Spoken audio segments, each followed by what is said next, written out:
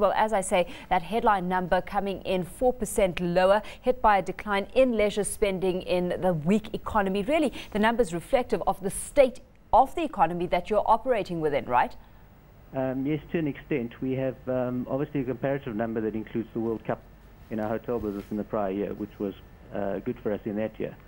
So that's a decline in earnings of some 31% at EBITDA level in hotels year on year.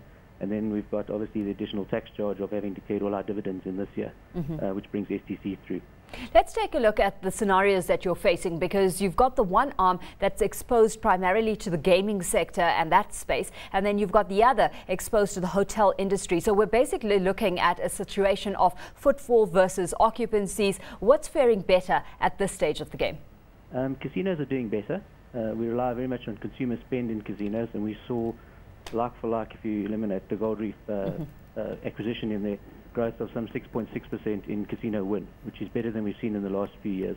Hotels are still suffering, mainly the corporate market, which we haven't seen a recovery in. We have seen some good leisure spend in the local market and some good government spend, but you need a return of the corporate market to boost the hotel trading. Absolutely. It's within that context that you've been building up muscle, and you alluded to that acquisition or the merger with Gold Reef Resort specifically. It was a $2.2 billion acquisition. Run us through the integration process, because that's effectively what the past 6 months has been about. Yeah, the integration process has gone very smoothly. We basically had to incorporate these 7 operating casinos into our systems. That's all been done.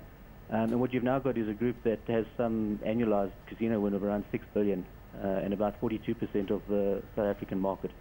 And we've got the scale that then allows us to pursue additional acquisitions and investments in both the hotel and gaming business, because through the merger we managed to get scale without introducing debt. And so we've got debt to EBITDA of about 1.3, which gives us a lot of power going forward. Yeah, you've got cash and cash equivalents rising to 984 million rand, and that from 418 million rand in the comparative period. So you've got enough cash certainly to pursue that growth strategy. What is that strategy exactly? Because recently you announced the acquisition of the hotel and office development in Rosebank as well. So you're certainly bulking up in the tough time. Yeah, it is a good opportunity to take assets at prices that we couldn't achieve a few years ago. So we will acquire additional hotels. The case is an example of that. We've also just announced the acquisition of additional 16.5% in the Suncoast Casino, which brings us to 90% of that operation. It's the only one of our large 4 casinos that we don't wholly own, and that's going to cost us 500 million. We just need regulatory approval to complete that. Touching on regulatory environments, let's look at the risks that it presents here, because we know that there's discussions being had where government with government departments rather to ensure that the proposed changes we're seeing within that regulatory environment are warranted and capable of actually being implemented.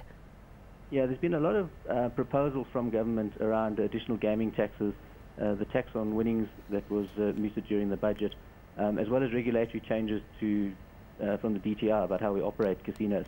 And we've engaged with them so that we can help them understand what the impact of those are. Government gets about 50 cents in the rand from at the margin for every additional rand won in a casino. So any impact that makes gaming less attractive to the consumer will have a very big impact on government, and that's what we've been engaging with them. Within what kind of competitive playing field, Marcel? I mean, you've got strong contenders in the likes of Sun International, City Lodge as well, that have also been struggling as this weak economy persists. So what kind of competitive pressure are you under? Casinos, not much, because the casinos operate in their own environment. So there's very much a requirement for the consumer to be doing well. In hotels, there is an element of competitive pressure, but we find our distribution and our sales channels are working very well for us. We're able to offer products around the country. We've got some 14,000 rooms, and that helps us in meeting those big government and corporate requirements.